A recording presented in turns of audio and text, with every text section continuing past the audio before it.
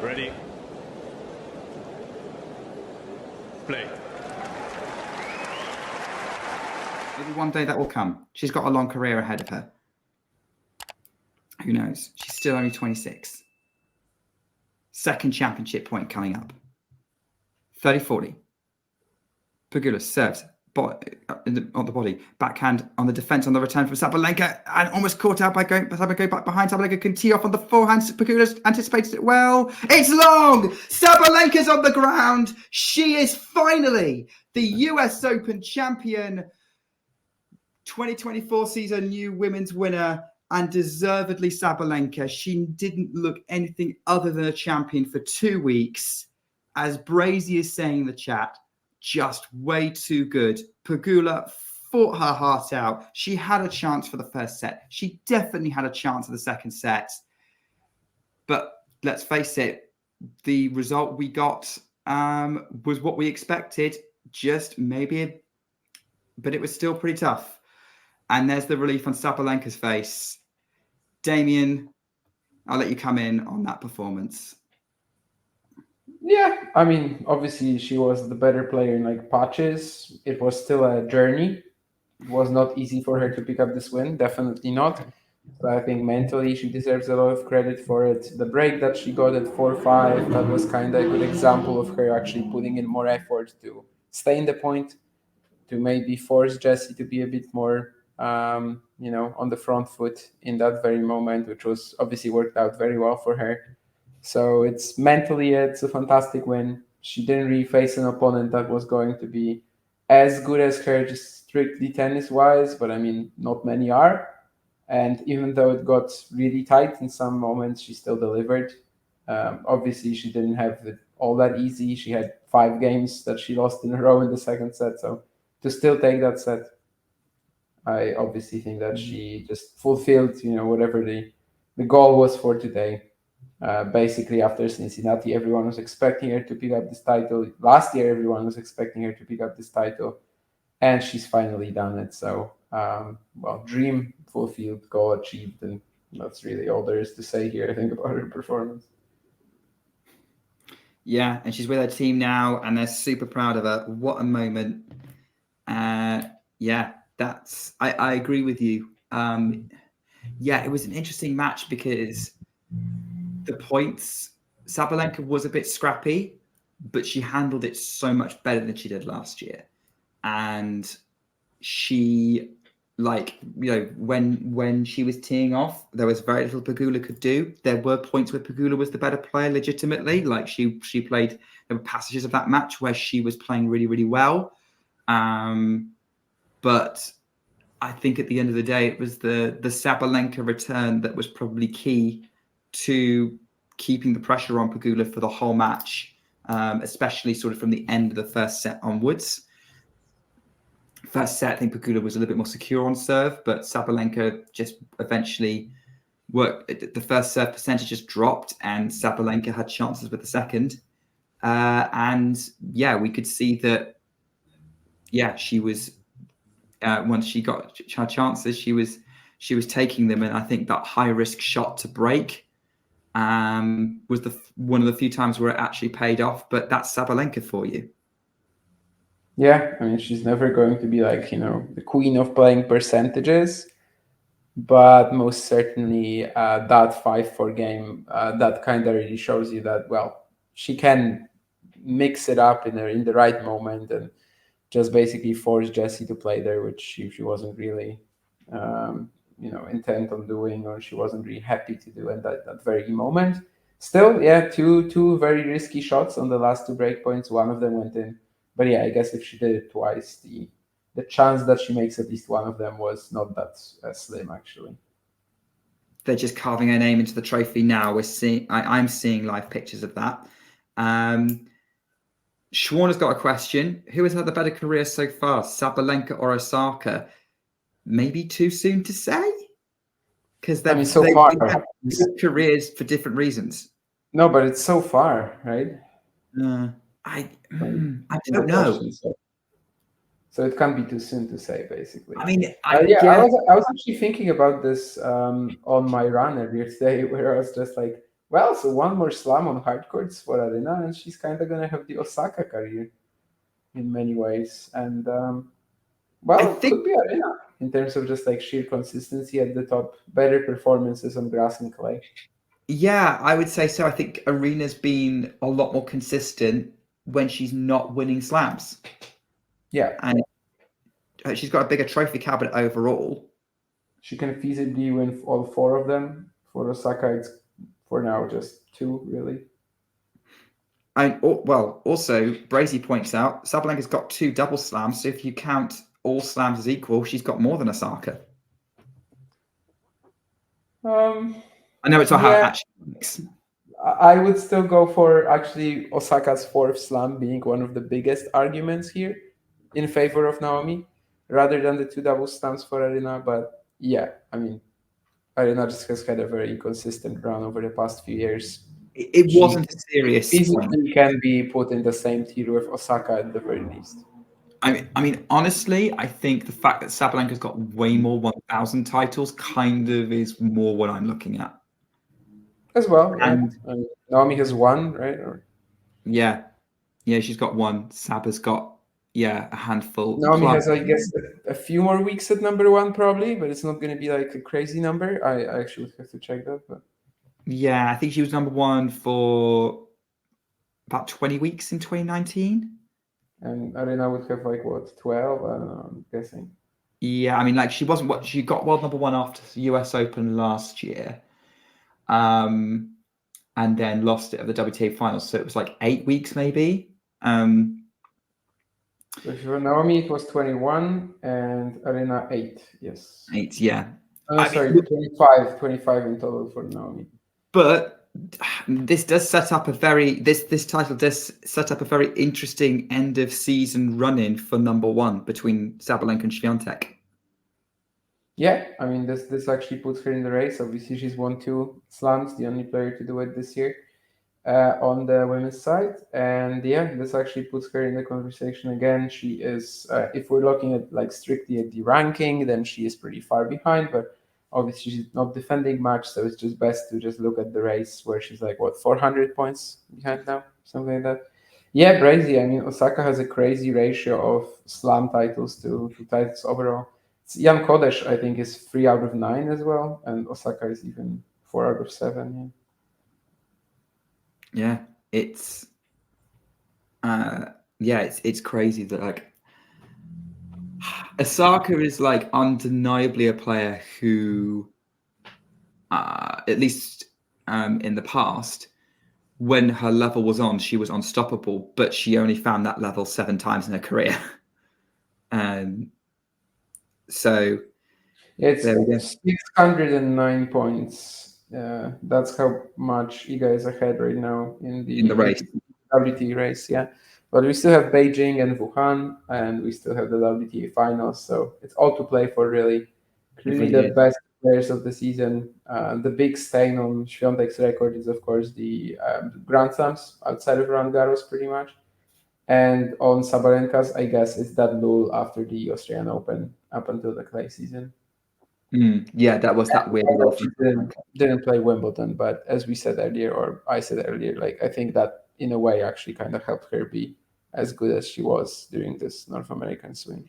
I think we could say the same about Jessica Pegula as well. She had a bit of a break after the clay, or during the clay. Yeah, but I mean, she still played the Olympics. She still played Mm. Wimbledon. Yeah, no, but Went yeah, out pretty early when she we also done has had a bit of a stop-start season, but that's just an injury like 2 months into the clay. Maybe she's a little less fatigued by now because of that. But I mean, she still did all of it, right? She still went grass, clay, hard. Yeah. Yeah. Thoughts on Pegula's performance today? I've kind of said what I thought a few times. To me, I thought she competed really well. And when it was just, I think, just being vulnerable on second serve that let her down. But she really gave it a good go at stopping Sabalenka. And I think she should take some hope that if she does only have a couple more years at the top of the game, she's got a reasonable window for more opportunities as a Grand Slam title. But thoughts on how she did today? Yeah, I mean, 6 out of 10 maybe. In terms of like getting tight, she only really got that in 5-6 maybe first set. When there were these games like 5-4 in the second, 5-6 in the second, she was just outplayed. Obviously, she cannot really like compete with Arena's best. It's not something she can do much about, but I think she gave it her all. The second set fight back with like sudden great aggression, that was really good. And just generally, when it comes to kind of her limitations today, the second serve, the fact that she was struggling to like chase down anything where she had to move up and down the court, like that's not something she can fix on the spot in this match. It's not something you should just come into this match and suddenly be like, okay, I'm gonna be better at this. Like, no, this is just too deep rooted, right? This is just a limitation she has to manage. She managed it pretty okay today. I certainly don't think she was horrible. I mean, absolutely fine, and she shouldn't be looking at this as a performance that, I think I said it during the stream, that it's not gonna scar her for life. Not at all. It's just, she performed okay. She should be like pretty hungry to get back up there, because she definitely didn't do herself like any injustice. And especially for a player who was 0-6 in quarterfinals before this event, you kind of had to think that, okay, if she gets through that barrier, why wouldn't she form like another one in the semis, in the final? But I don't think she did. Yeah, and I don't think that tight game at 5-6 really changed the outcome of the match. Like, maybe she wins the tiebreak. I still think Arena, with the way the match was going, probably still would have won that tiebreak. It would have been 7-6, 7-5. But even if she had got the first set or even the second, when she was trying to serve it out, I mean, I think Arena returned incredibly to break her back. I don't think she did an awful lot wrong in the 5-4 game where she was serving. I think Arena would have still found a way to win this match. It was very clear that like the only way Arena was losing would be if she kind of collapsed and she got tight and her game wasn't working. And let's face it, that just wasn't happening like that today. Because even when she was going through bad patches, she found her game when she needed it. And yeah, I agree with you. Pegula will not have many regrets from this match. And let's face it, neither will Arena.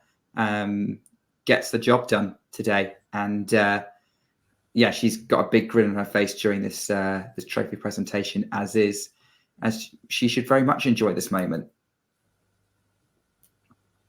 Yeah, just like we've enjoyed doing this stream, and it was definitely still a great final, despite being 2 sets. Was it as memorable as last year? I think so. I think both of them delivered in many ways. And certainly wasn't quite like Cincinnati, where it just felt like the dominance of Sabalenka is way too big. Whereas today we had just enough of these tense moments to really enjoy this from start to finish. And that was fun. Yeah, I think there was an element of doubt in the outcome of the result right up until Pegula got broken back at the end of the second set, when she was serving at 5-4 second set. I think this will go down as one of the better straight sets Grand Slam finals that's happened. I think so, yeah. We've definitely had some stinkers. Świątek Paulini, Sabalenka Zheng. This is honestly, I'm sorry, Krejcikova and Paulini. This is the best Grand Slam final this season. You think this is better quality than Krejcikova Paulini? Yeah. I could see that, because it was a very up and down match from both. And I think there was only a short period where they were both playing their best, whereas you did get some decent stretches in this match where both these players were playing a decent level. Yeah, I think it was definitely my favorite final this season in women's singles. Men's, I guess you probably would have to say that at least one was better. Ron Garros, but yeah, I mean, on women's singles, I think it's my favorite of the season. Marcus, good to see you. Glad to have some Arena fans in the chat. We haven't had very many vocal Arena fans for a bit. So great to see that. I do want to kind of cover the moment. I mean, you've probably already seen it, where Arena lifts the trophy, finally gets her hands on it. As Dave says, it is her first major since she got her new teeth. So, well, let's face it, I don't think that's going to affect too much of her performance. And yeah, she's eyeing up that trophy now. Really eyeing it up. Like Mary Jo Fernandez is really dragging this out for this moment. There's some pleasantries with the check and whatnot. $3.6 million US. Hey, she's probably got something like that in the bank already, but that will definitely help a lot. Shows off the check, has a bit of fun with that. Jessica Pegula looking at her like that's probably pocket change to her. And now Billie Jean King is going to step forward with the US Open Women's Trophy to hand it to Arya Sabalenka, who finally,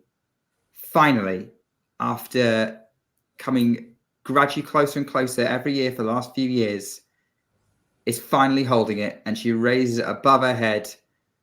I'm expecting to see streamers going off. There's the red, white, and blue of the US Open streamers. What a moment. Arya Sabalenka is finally US Open champion.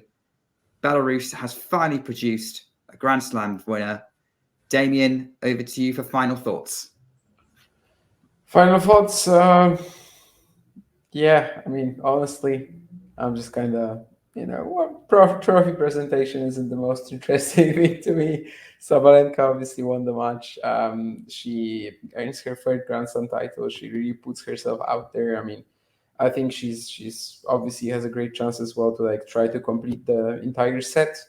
Right now, there's actually a conversation on who's the best player of the season, which I don't think it's clear at all.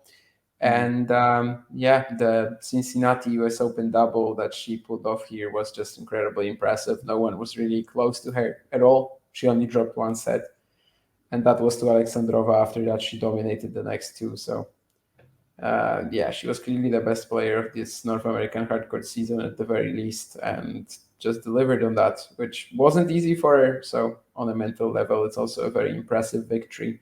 Picks up two slam titles in the season too, and well, that's kind of it from me. I mean, 5 a.m. Shanghai now is on my mind. Well, 5 a.m. your time, which is about 4.5 hours away. So I think it's time you got some sleep. I think it's time I got some sleep, and maybe it's time for maybe not all of our viewers to get some sleep. Like Dave, I'm pretty sure it's like 5-6 p.m. your time if you're going to sleep now. You're missing out on a Saturday evening. But yeah. So thanks for joining me, Damien. And it's been great fun as always covering the Grand Slam final. Always a pleasure doing this. Thanks everyone in chat. Dave, Brazy, Schwarner, Nerlan. Don't know where Ghosty went, but very grateful for the $2 you donated earlier. That's gonna last us for like what 1/12 of a honeydews, 1/11. Let's face it, John's probably already spent it on a beer somewhere in Spain. So yeah, he said he was heading home and then he never showed up. So he's clearly in the pub.